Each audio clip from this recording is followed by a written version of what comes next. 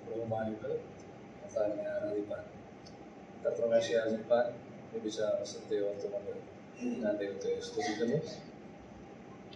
ആരാധനയോടുള്ള ബന്ധത്തിൽ തന്നെ ഒരു ചിന്ത എൻ്റെ മനസ്സിൽ വന്ന ഒരു ചിന്ത ഞാൻ നിങ്ങളുമായിട്ട് പങ്കുവെക്കാൻ ആഗ്രഹിക്കുകയാണ്.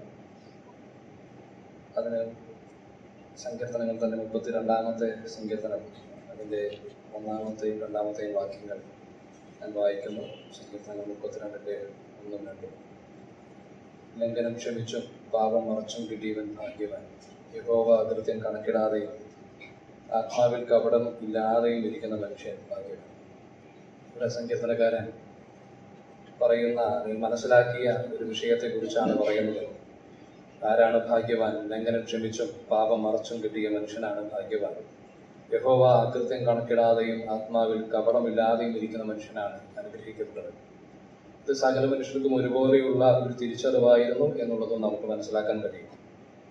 ദൈവത്തിന്റെ സന്നിധിയിലേക്ക് വരുവാൻ ഏതൊരു മനുഷ്യനും ഒരുപോലെ ആഗ്രഹിച്ചിരുന്നു എന്നുള്ളത് ചരിത്രത്തിൽ നിന്നാണെങ്കിലും പഴയ നിയമ വേദപുസ്തകങ്ങളുടെ പശ്ചാത്തലത്തിൽ നിന്നാണെങ്കിലും നമുക്ക് മനസ്സിലാക്കുവാൻ കഴിയുന്നത്. എന്നാൽ അതിന് തടസ്സമായിട്ട് നിൽക്കുന്നത് മനുഷ്യന്റെ പാപമാണ്, ലംഘനമാണ്. ആ ലംഘനം ക്ഷമിച്ചു കിട്ടിയാൽ, പാപം മറച്ചു കിട്ടിയാൽ, ആ മനുഷ്യനെ സംബന്ധിച്ച് ദൈവത്തോട് ബന്ധപ്പെടുവാൻ കഴിയുന്ന നിലയിൽ തൻ്റെ ജീവിതത്തിൽ ഒരു മാറ്റം സംഭവിക്കും എന്നുള്ള തിരിച്ചറിവിന്റെ അടിസ്ഥാനത്തിലായി ആണ് ഈ പറയുന്ന വാചകങ്ങളൊക്കെ അവിടെ കുറിക്കപ്പെടുന്നത്. ഇത് സകല മനുഷ്യർക്കും ഉള്ളതാണ്. ഞാൻ നേരത്തെ പറഞ്ഞതുപോലെ പ്രത്യേകിച്ചും പഴയ നിയമ ഭക്തന്മാർ അത് ആവർത്തിച്ച് പറയുന്നത് കാണുവാനായിട്ട് കഴിയുന്നുണ്ട്. ഇതുപോലെ തന്നെ സങ്കീർത്തനം 51 വരുമ്പോൾ നമ്മളേറെ വായിക്കുന്ന ഒരു വാചകമാണല്ലോ. അതിൽ 2-ാമത്തെ വാക്യത്തിൽ ദാവീദ് പറയുന്ന ഒരു വാചകമാണല്ലോ, എന്നെ നന്നായി കഴുകി എൻ്റെ അകൃത്യം പോക്കേണമേ, എൻ്റെ പാപം നീക്കി എന്നെ വെടിപ്പാക്കണം. തൻ്റെ ഉള്ളിൽ ദൈവത്തെ സമീപിക്കുവാൻ, ദൈവത്തോട് അടുക്കുവാനായിട്ട് തന്നെ സംബന്ധിച്ച് തടസ്സമായിട്ട് നിൽക്കുന്ന വിഷയം എന്നുള്ളത് തൻ്റെ ജീവിതത്തിലെ അകൃത്യമാണ്, പാപമാണ്. അതുകൊണ്ട് അവയെ കഴുകുകയും പോക്കുകയും ചെയ്യണമേ എന്നുള്ള പ്രാർത്ഥനയാണ് തൻ്റെ മനസ്സിൽ എപ്പോഴും ഉള്ളത്.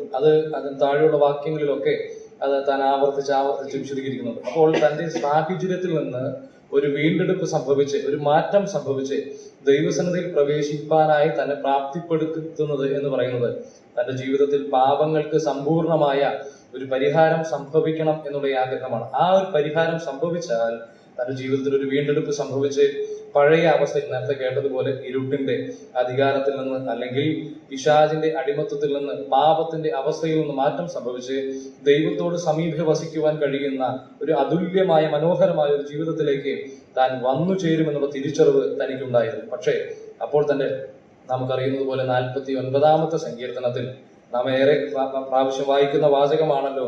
അതിന്റെ 8-ാമത്തെ വാക്യത്തിൽ ആ കാര്യം സാധിപ്പിക്കുക എന്ന് പറയുന്നത് അത്രയും എളുപ്പമുള്ളൊരു കാര്യമല്ല എന്നുള്ളത് അവിടെ സങ്കീർത്തനക്കാരൻ പറയുന്നത്. കോരഹപുത്രന്മാർ പറയുമ്പോൾ പറയുന്നത്, അവനെ വീണ്ടെടുപ്പാനോ ദൈവത്തിന് വീണ്ടെടുപ്പ് വില കൊടുപ്പാനോ ആർക്കും കഴിയുകയില്ല.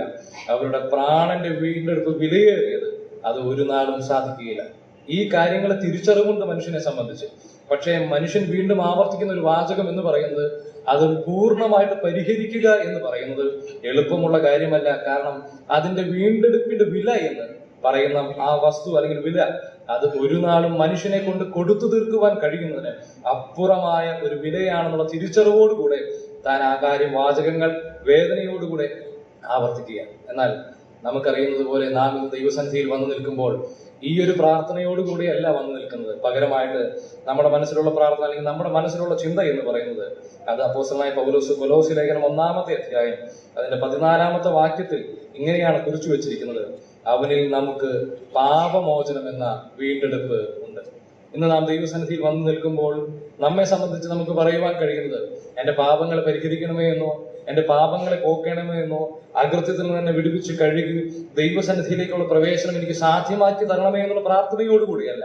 പകരമായിട്ട് ഞാൻ യേശുക്രിസ്തുവിൽ വിശ്വസിച്ചത് കൊണ്ട്, യേശുക്രിസ്തു മുഖാന്തരം എൻ്റെ ജീവിതത്തിന് പാപത്തിന്റെ മോചനം ലഭിച്ച് ഇന്ന് ദൈവസന്നിധിയിലേക്ക് പ്രവേശിക്കുവാൻ കഴിയുമാറ് ആ വീണ്ടെടുപ്പ് സാധിക്കപ്പെട്ടിരിക്കുന്നുള്ള ഉറപ്പോടും ധൈര്യത്തോടും അതിന്റെ നന്ദിയോടുകൂടെയാണ് നാം ഇന്ന് വന്നു നിൽക്കുന്നത്. എന്നാൽ നമുക്കറിവുള്ളതുപോലെ നമ്മോട് ദൈവം പാപങ്ങളെ മോചിച്ചു, ദൈവം പാപങ്ങളെ ക്ഷമിച്ചു എന്നും ഒരിക്കലും ദൈവത്തിന് പാപത്തോട് നീതിയോടുകൂടെ പ്രവർത്തിക്കുക എന്നുള്ളത് നിർബന്ധമായ വിഷയമാണ് എന്നുള്ളത് നമുക്കറിയാം. പാപത്തെ ക്യാൻസൽ ചെയ്ത് മറച്ചുകൊണ്ട് പോട്ടെ എന്നുള്ള ഒരു പ്രമാണമല്ല ദൈവം വെച്ചത്.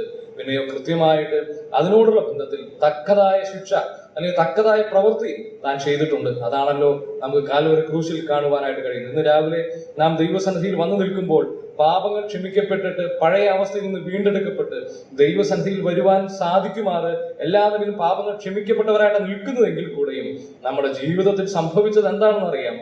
നമുക്ക് പകരമായിട്ട് ഒരു പ്രതിപുരുഷനായിട്ട് നമ്മുടെ പാപങ്ങൾ വഹിച്ച് കാൽവരി ക്രൂശിൽ നമുക്ക് പകരമായിട്ട് നമ്മുടെ പാപത്തിന്റെ സമ്പൂർണ്ണ ശിക്ഷയും പൂർണ്ണമായി കൊടുത്തു തീർത്ത ഒരു യാഗമരണമുണ്ട്. അതാണല്ലോ കാൽവരി ക്രൂശ് നമ്മെ ഓർമ്മിപ്പിക്കുന്നത്. ഇന്ന് പകലിൽ നാം ഇവിടെ വന്നു നിൽക്കുമ്പോൾ ഈ സാധന പാഠങ്ങൾക്ക് ചുറ്റും നാം ഇരിക്കുമ്പോൾ നമുക്ക് ഓർക്കുവാനുള്ളതും ഇതേ ചിന്ത തന്നെയാണ്. ഞാൻ ഇന്ന് പാപങ്ങൾ ക്ഷമിക്കപ്പെട്ടവനാണ്. ദൈവസന്നിധിയിൽ കടന്നു വന്നുകൊണ്ട് ദൈവത്തെ ആരാധിപ്പാൻ കഴിയുമാറെന്ന് ഞാൻ ഭാഗ്യകരമായ സാഹചര്യത്തിലാണ് നിൽക്കുന്നത്. പക്ഷേ അതിന് സാധ്യമാക്കി തീർത്ത പ്രവൃത്തി എന്ന് പറയുന്നത് കാൽവരി ക്രൂശിൽ സംഭവിക്കപ്പെട്ട പ്രവൃത്തിയാണ്. എന്റെ പാപത്തെ വഹിച്ചുകൊണ്ട്, നമ്മുടെ പാപത്തെ വഹിച്ചുകൊണ്ട് പാപത്തിന്റെ സകല ശിക്ഷയും ഒരുപോലെ അനുഭവിച്ചിട്ട് തക്കതായ ശിക്ഷ എന്ന് പറയുന്നത് മരണം, പാപത്തിന്റെ ശമ്പളം മരണം എന്നുള്ളതാണല്ലോ. ദൈവത്തിൽ നിന്നുള്ള വേർപാട് താൻ കൃത്യമായ നിലയിൽ കർത്താവ് ക്രൂശിന്മേൽ കിടന്ന് അനുഭവിച്ചത് നമുക്കറിയാം. എന്റെ ദൈവമേ നീ എന്നെ കൈവിട്ടത് എന്ന് പറയുമാറ് താൻ ദൈവത്താൽ പിതാവിനാൽ കൈവിടപ്പെട്ട് പാപത്തിന്റെ സമ്പൂർണ്ണ ശിക്ഷയും താൻ വഹിച്ചു തീർത്ത് കൊടുത്തു തീർത്ത് നമ്മെ പാപത്തിൽ നിന്ന് മോചിപ്പിച്ചിരിക്കുകയാണ്.